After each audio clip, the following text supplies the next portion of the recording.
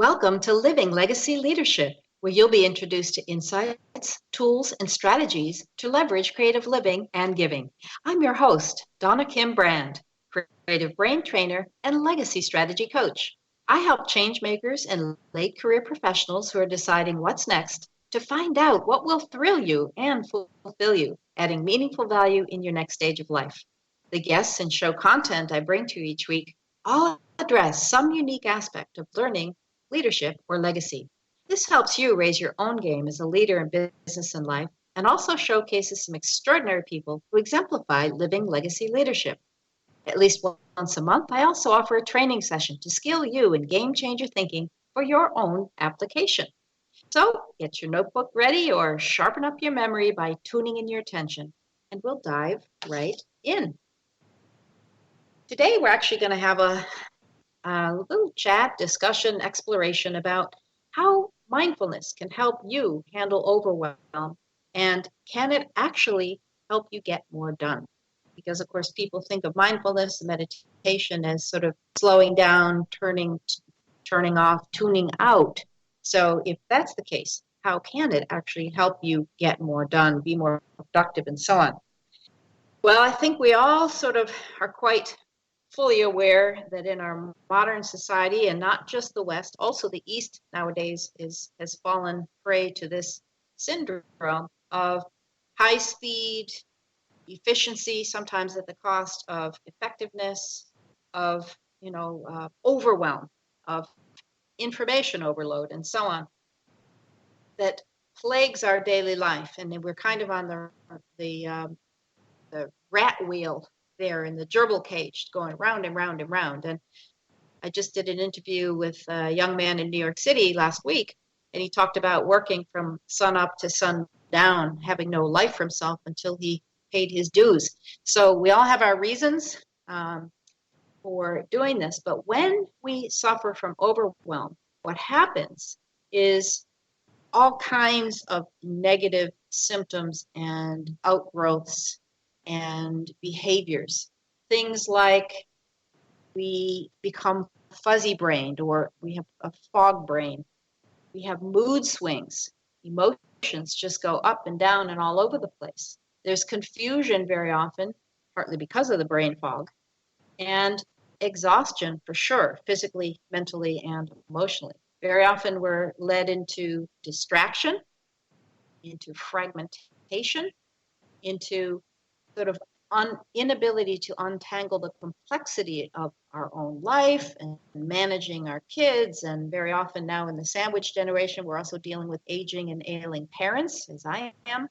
And then on the wider scale, there's a demand for us to be much more engaged and involved in our communities, whatever that happens to be around us. And a lot of this can lead to paralysis. Literally, we cannot think clearly, and we cannot take action because of all the overwhelm. Now, we were supposed to have developed a paperless society with the onslaught of computers, and in fact, what's happened is something just as bad, and some would say worse, because instead of just shuffling papers and all the risk of losing them and filing them inappropriately or wrongly or in one place when you need them somewhere else, what happens now is that with multiple communication channels that we have to, first of all, know how to use and access, we also have to be checking them all day, every day, for whoever it is that's going to be communicating with us on these multiple channels, because certain departments or certain people or certain generations of people actually have preferred methods of communication. Some companies have up to 4 generations working within them, each of which has a preferred style of communicating, which can lead to duplication. If you have to replicate your message on, say, email, and then again in a video recording, and then again in a phone message, and then in a written document, and you end up with duplication, not only taking the time to create that communication, but also receive it and read through it and deal with it. But also you end up with gaps, because if you aren't sure which channel to check for which communique, you may miss out, and you may miss deadlines, you miss information, and so on and so forth. And that causes an increase in stress on the job and in daily life, even in family life, when people don't yet have very clear channels of communication. Now, here's the irony. We live in a knowledge economy, and information is considered one of the most valuable commodities, along with time, and I would add health. But both time and health are influenced and impacted by what's happening in information and information overload. There's a statistic out that says that most people who work in a professional or office type environment spend up to 20 hours a week simply managing their email. That's crazy. That's half your work week managing email. And I know, and I teach you from speed reading, that 90% of most communication, unless it's very well designed and very specific, 90% is filler. So think about that. 90% of half of your work week is taken up managing fluff and filler. And so it's no wonder people are stressed out and unproductive. So in terms of information, we know there's a surge in the amount of it. I mean, nowadays, in one single day, you can replicate more than all the information that ever existed before. It blurs the boundaries of work and home, so you're never really off the job. There's this expectation not only that you'll reply quickly, but that you are available 24/7, even if you're supposedly off work. Nowadays, they make internet available on airplanes, so you can't even escape when you're 35,000 feet up in the air. Now, there's a huge cost to all this information coming in and out, not only in the time it takes to create it and read it, but frankly, in things like the cost of interruptions. When someone stops what they're doing to read an email and deal with an email, statistically, for most people, it takes about 25 minutes to regain your focus after an interruption. You also supposedly, according to the people that measure these things, lower your IQ by up to 10 points every time you have an interruption. You also, of course, waste time sorting through what you actually need to pay attention to and prioritize and read. And because of the fact that you're so fragmented, it's difficult to make connections, which lowers your creativity. So there's a lot of costs and negative impact to having to deal ineffectively with information and the paralysis that comes with that overwhelm. There's a condition that's now being called, we know about ADD, attention deficit disorder, but in terms of information overload and overwhelm, they call it continuous partial attention. And, in a sense, you're sort of limping along day by day, dealing with this situation. And for the most part, organizations and companies, for the most part, and there are certainly exceptions, but they haven't really allotted the time. They haven't set up the technology or given people the strategies to deal with the technology in order to handle the situation.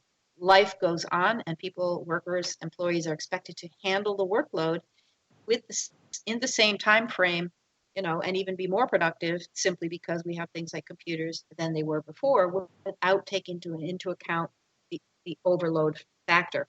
So from the day of Gutenberg, God bless him, when he set up the printing press some 400 or 500 years ago, we were able to replicate existing information.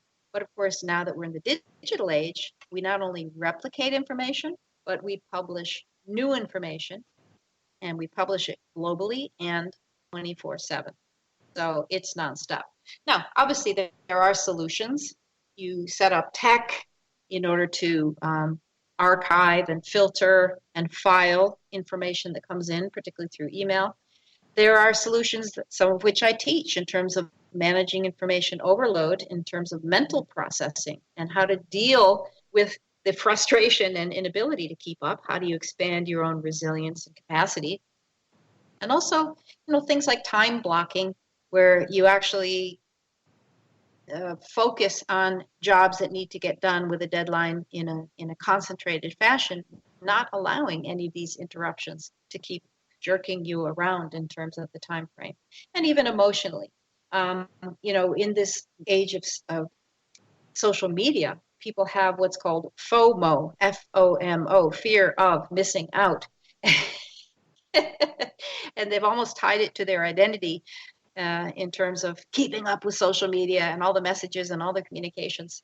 And so we have to release that sense of guilt at not being able to keep up with everything and everybody all the time, and certainly disentangle it from our sense of identity. Now, there are a couple of other ways, and we're going to be talking about how mindfulness fits in here to deal with this information overload and overwhelm.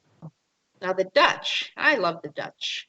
They're very pragmatic, but at the same time, there's a sort of, a creative sparkiness about Dutch people on the whole that I love. And there's a Japanese concept that they call Niksen, Niksen, and it's the art of doing nothing.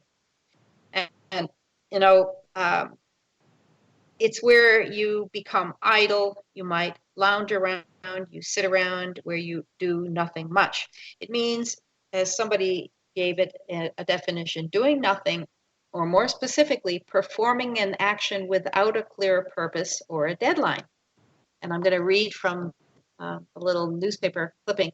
For instance, for the Dutch, looking out the window as people pass or going to the beach to stare at waves for a while is considered niksen. And by doing so, they obtain a state of calmness, of tranquility that they really like. And they ask here in this article, could this truly take hold in the United States? The Federal Bureau of Labor Statistics finds that a full-time employee, this is in the U.S., puts in an average of 9 hours daily at a job. Then they might add in exercise or other hobbies, time spent with family, friends, or children. Add in commuting, cooking, cleaning, errands, and more. And Americans, of course, have no trouble staying busy. So the New York Times expressed, quote, stopping the cycle of busyness can be challenging in a culture that prizes getting things done. So this whole notion of niksen, which is taking hold in Holland, in the Netherlands, and maybe spreading through Europe a little bit, is having a little harder time getting hold here in the States, even though people, if you mention it to them, they think, oh my God, I would love that. I would love to do that and have that and be that.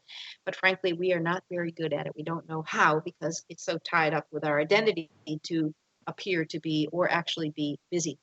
So it requires, if you want to take up this lifestyle of niksen, it requires stopping. Things like putting down or putting away your phone. Avoid checking emails. And statistically, most people nowadays, Americans, check their phones between 50 and 80 times a day. Wow.